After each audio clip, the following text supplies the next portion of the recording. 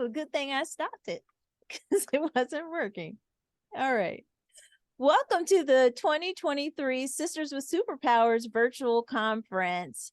My name is Crystal Lewis. I'm the co-founder and CEO of Journey Promotions, and I oversee brand partnerships for Sisters with Superpowers. I'm here today with my esteemed guest, Jackie Cook, who is a financial coach. We're going to be talking about a very interesting topic, the trauma of money. So, Jackie, I've known you for over a decade now because of our involvement in a social organization. I've been following you on social media and I've been seeing the great things that you are doing around financial literacy. Um, can you just talk a little bit about your background and how you help people to navigate their relationship with money? Oh, thank you, Crystal. First of all, I am so excited to be here. Money is something that is important to all of us. And I grew up in a family where my father was an insurance salesman. And he used to always talk about, go get that money. And so I had this idea that it was all about money. I worked in corporate America. I had different jobs, and I had the mindset is I have to make money. I have to make money. But over time, I started to realize I don't have to make money. I have to make my money work for me. And it is a reflection of how I am inside. And I wanted my inside to match my outside.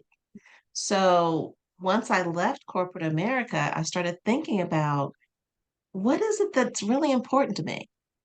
What do I like to do? And it just came up to me, just an idea bubbled up that said, you're good with money. And I started to explore that because it's not like I had all of this money by traditional standards, Mhm. but I realized I had a good relationship with money. I enjoyed my life. I was present with my friends and my family.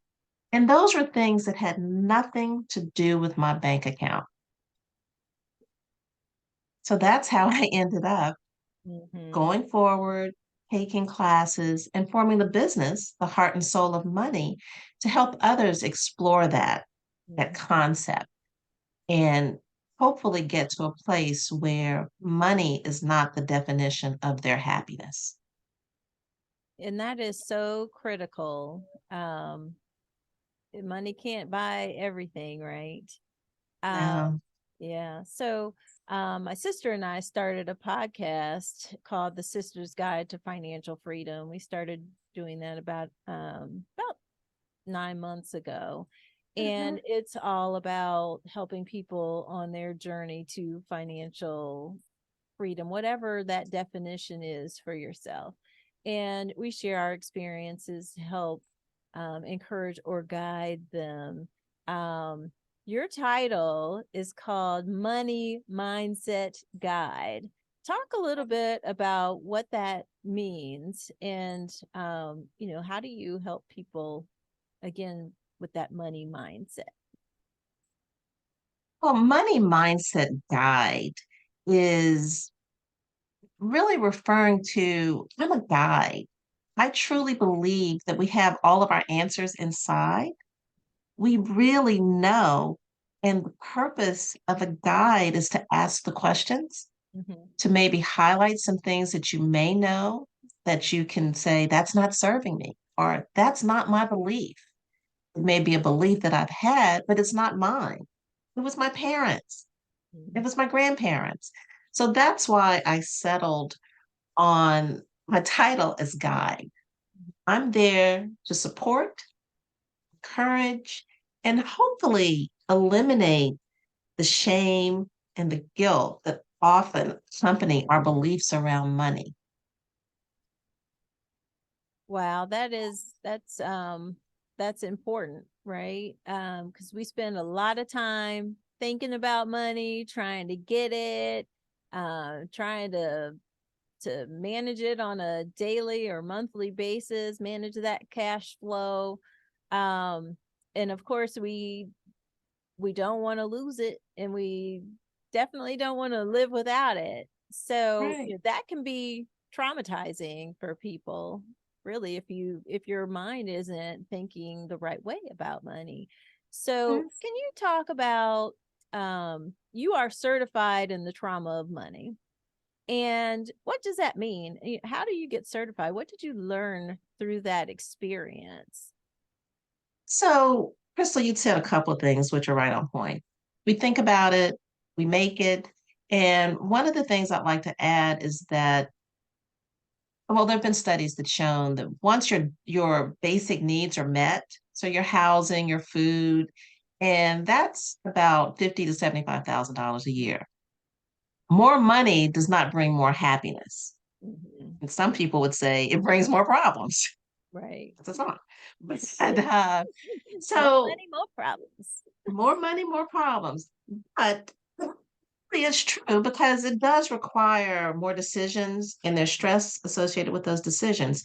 So once I decided that I'm good with money, I started looking for classes that reflected that belief. And this was about a year and a half ago. So I'm looking for certifications, and everything just looked at financial literacy, which is important, but everything just deals with assets, liabilities, net worth. Yes. Nothing really addressed the emotional component. And I stumbled across this, just literally found something online called the Trauma of Money, which is a group out of Canada. And they offer certification, they have weekly conference calls, but they're dealing with a trauma informed view of money. So if you look at what America's about, and they started the conference off with, we are bringing this conference to you from land that was unceded property of the indigenous population. So I'm coming to you from the unceded land of the Costin Indians and the Powhatans. And this was land that was built without the permission of the workers. I Hmm. am a descendant of those workers who were not asked if they wanted to do this. So that speaks to intergenerational trauma. Yes. My parents, my grandparents formed opinions about money, how to earn it, how to spend it. And when you think about what was happening to them, they had stories that they told us. Story that my parents told me is you got to save your money. I was given a piggy bank, and it was just about deferring pleasure, deferring things that you wanted because you had to save the money. Yes. That was their story. That doesn't mean portions of it aren't right, Mhm. but they were informed based on their trauma, and their trauma being they couldn't get loans. They may have had the same jobs as the majority population, but they were underpaid. Yes. And they were at risk of things being taken from them at any moment, Yes. which affected not only how they made decisions about money, but ultimately their relationship with money. So that's how I found the trauma of money. And that's what resonated with me and has been foundational for me in building a coaching practice that deals with how trauma informs our decisions. What are those decisions, and how can we recover from it to make decisions that serve the lives that we want to live? That is so powerful. It really is. We're managing children, rent, mortgages, car payments, lots and lots of bills. We're saving for college, saving for retirement. But that emotional piece is critical. Like, how do you keep it all into perspective? And how do you minimize the stress and, change the way that you're thinking about that? So, Jackie, how do we minimize that stress related to making these financial decisions and being feeling like we're more in control versus the money controlling us? Well, Crystal, that we have to live in this world. And those are decisions that we are making. We're making them on a daily basis. And you think about, how do you feel when you think about cost of college going up, for example, and Mhm. you have two daughters and you're Oh my thinking, goodness. oh my I know. gosh. They're in second and third grade. I just can't imagine what that's going to be like in 10 years. Right. So the way I work with this is I help people understand, huh, what is that I'm feeling? And to name it. Is it anxiety? We know it's stress, but what does stress look like for you? What does it feel like for you? We have to name it, because some of our behaviors as it relates to money aren't money behaviors, they're stress response. Yes. They're designed to change our emotions. We're trying to calm down, Mhm. just as some people may eat an extra piece of cake. Some people may have that cocktail. Me too. They may have that cocktail after the end of the day. Some people, and they make it so easy now, spending money has no friction. These ads are popping up all day Yes. and they're showing that favorite shoe, 50% off, that outfit, that star. When you're having a bad day, it is so easy to click on, "Ah, let me get it. I can return it." You Mhm. get it, you love it. And in that moment, you feel good. So, what do you do? And what I teach is, first, recognize the feeling. I'm not hungry. I don't need those shoes. I'm just stressed. And Mhm. stress feels like, I got this energy. Mhm. So that brings the notion of calming your nervous system. And you can do that through somatics. So somatic, soma, body. And that can be different things for different people. Mhm. In our community, prayer is one of those go-tos that many people Yeah. go to calm down, but it can be anything. Nature is one of those things that I particularly find very calming. Mhm. When I'm feeling like, oh my gosh, I want to buy that shoe, instead of buying the shoe, I'll go take a walk. And part of that walk is just taking in the beauty of nature. Yes. Another one of my go tos is I go to the gym and put on some great tunes and have a dance party on that bike. So, whatever it does that helps you move energy to, and it's energy focused on the real problem, which is the stress, the anxiety, the worry, that moment that you get from the go to, the shopping, shop therapy is gone. Mhm. And at that point, when you're in a calm state, you can make a better decision. And what I didn't mention, which is a part of this, and which is why trauma is important, think about what happens when you're in that state of trauma. Your decisions are not being made in the logical part of your brain. It's going to survival brain. Mhm. Survival brain is fight, flight. So fight is, I'm not going to do it. Who do they think they are? Mhm. Those evil bill payers, Yeah. billers. Flight is, I'm not going to open the bill. I'm afraid I'm not going to open it. So fight, flight, freeze, where you just stop. You don't do anything. Oh, Go I watch never heard Netflix. that. Okay. You That freeze. I'm guilty of that too. Just Yeah, you snort freeze. for I a mean, little you just, while. yeah, I can't make a decision. Or Mhm. my go-to is, I don't know. I don't Yeah. know. Yes. Logic says you do know, but my go-to is, I don't know. Freeze Yeah. or fawn. And fawn is, oh, they're so right. I do owe that. I gotta pay that. Mhm. Those are all trauma responses that we have normalized. Yes. So what do? That's when you introduce the somatic practices, the walk, the meditation, the breath. One practice that I'm almost certified in, I haven't finished, is called heart math. And heart math Kind is of about heart, like heart math. Okay. Okay. heart math. Hmm. And that's another topic. But heart math is about recognizing the intelligence, the wisdom of your heart. Yes.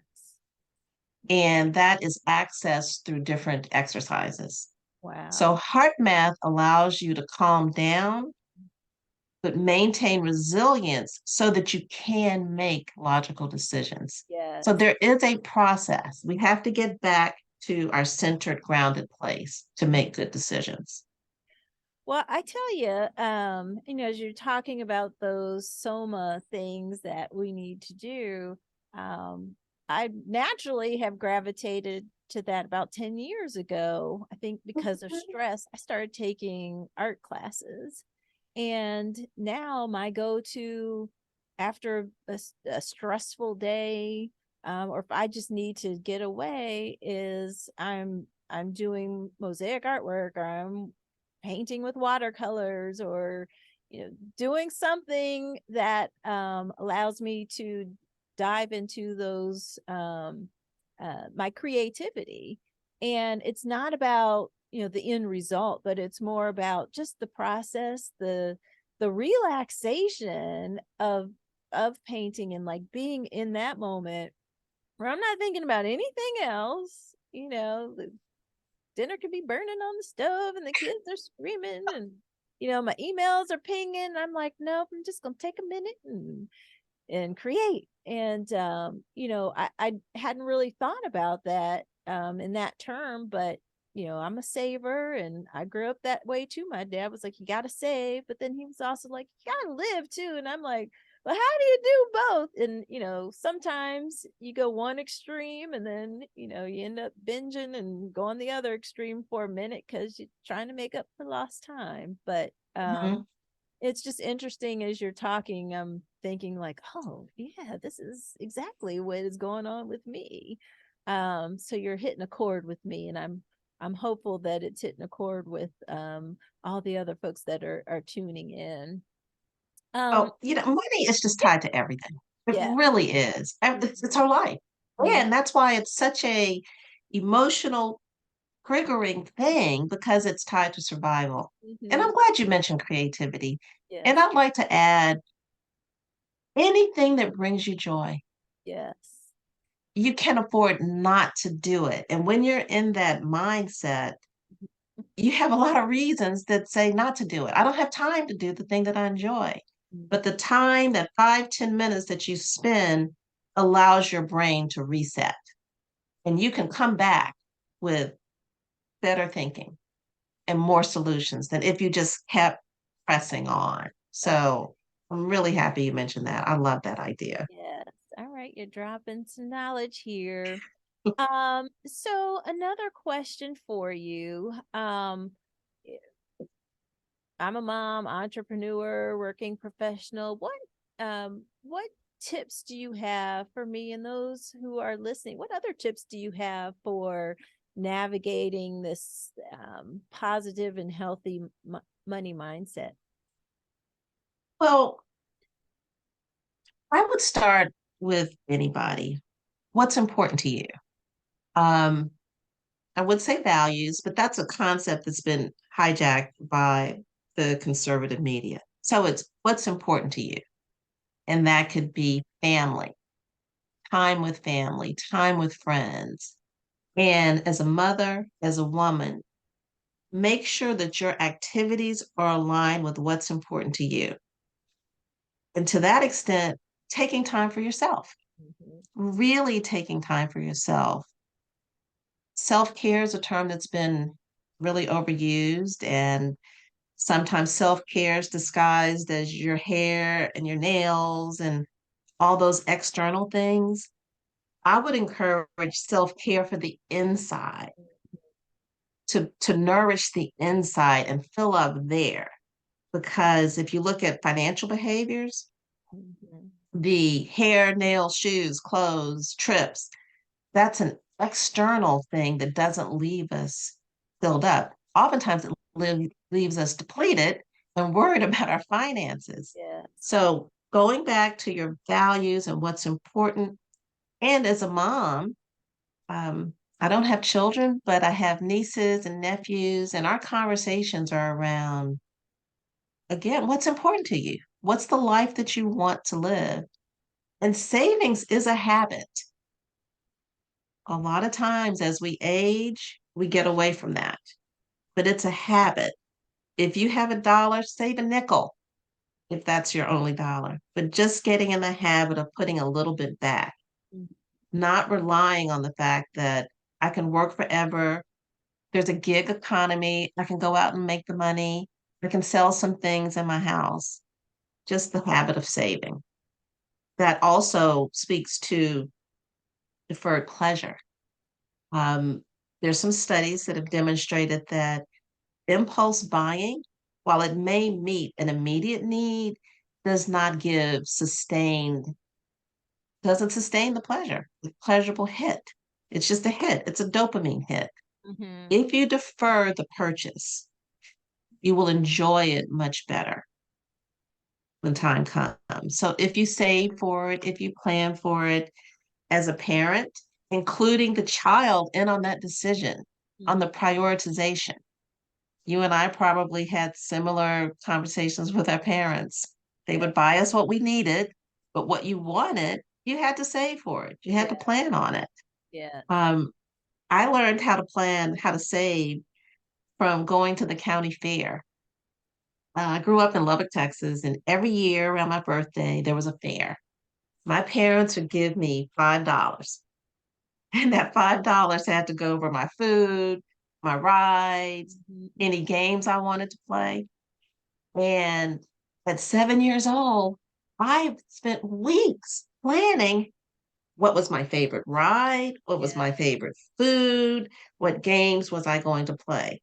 Yeah. Had a budget for my time at the fair. Mhm. So my last comment is it's never too early.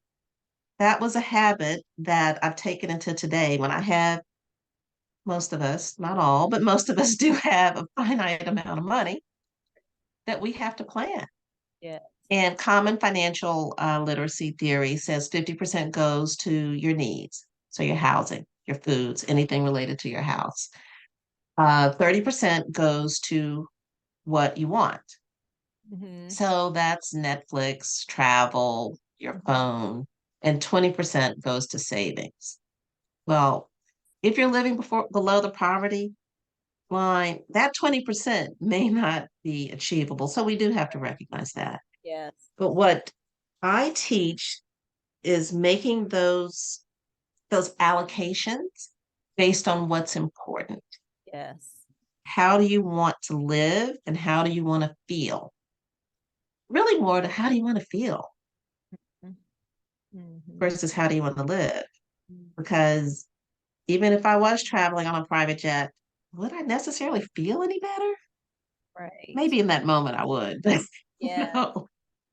Feeling how you want to feel. How do you want to feel in your life? How do you want to feel in your skin? It's free. It's free. Yes. I love that. I love that.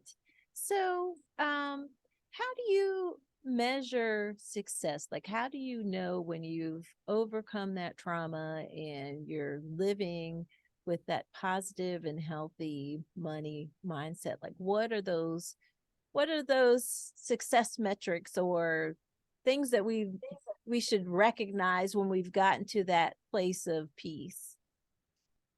Well, the good news is that it's totally up to you. You get to decide. In America, there's this culture of if you've bought a house, if you drive that car, if you wear designer, you have achieved your success. You don't have to buy into that. The beauty of this, and this is what I encourage my clients to do, is go back to what's important to you. Mhm. If retiring at a certain age is important to you and that's a measure of success, put it down.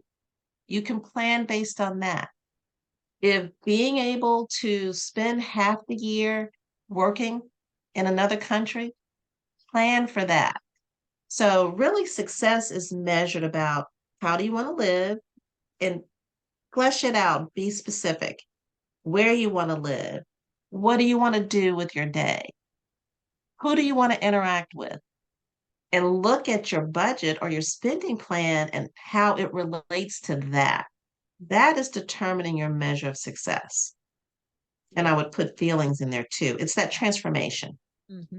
not what are the standards based on the patriarchy, if you will, Right. which is going to keep us working to 65. Why 65? I don't know. It's Mhm. just a number. Till But Social making the Security kicks in. decision, yeah, making the decision Right. Yes. based on what's important to you. Mhm. And you and I chatted about that a bit. Um, we both worked in a corporate environment. Yep. It served its value. We learned what we could learn, sought to learn. But now that we're not there anymore, just how much richer is life? Oh, It's it's not really. necessarily easier. Mhm. Um, in fact, there are times when I think, and this is fear that's talking, go get a job. Mhm. But I recognize it as fear. And Mhm. that's the fear that accompanies you when you're stepping into your wholeness, when Yes. you're stepping into your story, Yes. your beliefs, Yes. your purpose, your passion. So, And measures of success, that's what is called the burden of freedom. So there's, it's not yeah, necessarily easier, but there's a sacrifice for that, right? That's the it is. But Chris, I think, again, getting back to the brain, Mhm. we have been conditioned Mhm. when we start doing things that make us feel good, our brain kicks in and says, don't do that. Mhm. Stay here because you're safe. Yes. And sometimes I say that if you're going, oh my gosh, I don't want to do it, I don't know, trauma response, do it anyway, Mhm. because that's just old habits keeping you stuck. They're Yes. keeping you frozen That's and right. keeping you from going and being this superwoman that you are. Yes, and we want to And break that all those. also, yeah, break it loose. Mhm. Even when you're scared, do it anyway. And I call it being fearlessly fearful. All right. Fearlessly fearful. Fear, I mean, I love it. yeah, you know it's fear. That voice that's telling you, you don't know what you're doing. It's scary. Stay here. Be Mhm. safe. You Just do know, it when you anyway. look at it in terms of money, you may say, oh, I need $1 million. And you get 1 million, and then it's like, oh, you need five. Right. It's never enough. Oh, you get five. It's never enough. Mhm. You Mhm. get to determine what's enough, and the enoughness is based on how you want to live and feel. Yes. Well, this is just fascinating. And a lot of food for thought as we are on our journeys to have a better relationship with money. So again, we're at the Sisters with Superpowers virtual conference, and I do have a question for you.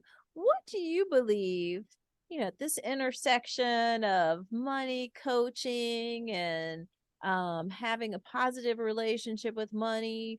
Tell me what you believe is your superpower, and how is your work making a difference in the community? Well, my superpower is I'm a good listener and I have no judgment. I bring compassion, I bring vulnerability, which enables others to be vulnerable and to, in that vulnerability, you're seen. And if you're seen, um, one of the terms I used to hear a lot is hold space. And I thought, what is holding space? Get it now. Holding space is creating the space where a person can show up in all of their fear, their doubt. They don't have to have that strong Black woman shield on. They can show up in this space and say, I want to feel differently. I want my life to reflect who I am. Yes, And I create that, absolutely. women and men. So it's just, I am the space holder and want to be my desire, my goal is to be the holder of space for people of color, particularly women, to shed the capes, shine big, be bold, give the world your superpower because it is really magical. It's not just a saying, it's Yeah, magical. And this is where we change the world. that's right. That is awesome. All right, one other question, conference related. Okay. What encouraging piece of advice would you give your younger self or those women on the rise who are on their journeys to professional and personal success? The one piece that I would give them and give my younger self is you deserve it. You've earned it. Nothing's been given to you. You've earned every little bit of that. And you are smart Mhm. and trust that and trust that. You go into places where you're minimized or you're ignored and you have to fight. Mhm. So just know that within yourself Yes. that you deserve it Wonderful. and take that deservingness. And that deservingness is not, I deserve those shoes. That deservingness is embodied. I am here because I do know. That doesn't mean I'm not open to learning. I know it all, but I've earned the right to sit at this table with you. That's right. You deserve it. That is a great affirmation. Um, Yes, it is. well, with that, Jackie, thank you for sharing all of your insights and your stories. I know it's been very thought provoking for me. It will definitely connect with other people who are tuning into the conference. So, one last question. You have any final thoughts or comments that you want to share? You feel like you got everything out that you wanted to talk about? Nope, no, Well, I take that back. How do people get in touch with you if they want to learn more about your business, which is Heart and Soul of Money? mhm. There are a couple of ways. I'm on LinkedIn as Jackie Cook. That's Cook with an E and Jackie with no U. And I don't think Dean is on there. It may be Dean. I need to check. But Instagram, I've just started a new Instagram page called I Am Smart with Money. Okay. And my website is Heart Soul Money. Heart, Soul, Money.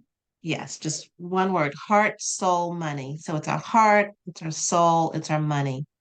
And the last thought is really what I'm doing is teaching financial literacy Mhm. and removing the shame that's associated. We were taught how to read, we were taught how to write. Who taught us about money? Who taught us asset liability? So as a function of that, we go around going, yeah, know that. Do we really? When somebody asks, what's your net worth? Do you really? So I remove that. I teach financial literacy, but I look at the emotional component because if you address that emotional, the story, have a way of dealing with that, you're receptive to learning more about the literacy piece. If you just go in saying, here's financial literacy, you're more likely to be in the trauma response of fight, flight, freeze, or fawn. Yes. So deal with the emotions first to get you ready to take the necessary steps with literacy Deal with the or emotions financial first. well-being. That's right. Deal Yes. with the emotions first. Those are definitely words to live by. So thank you, Jackie. It's been wonderful chatting with you today. And thank you to all those sisters with superpowers who have tuned in today to listen to our conversation. I hope that you found it very helpful. I know I did. But with that, enjoy the rest of the conference. Thank you. Bye, Crystal. Thank you, Jackie. Bye-bye.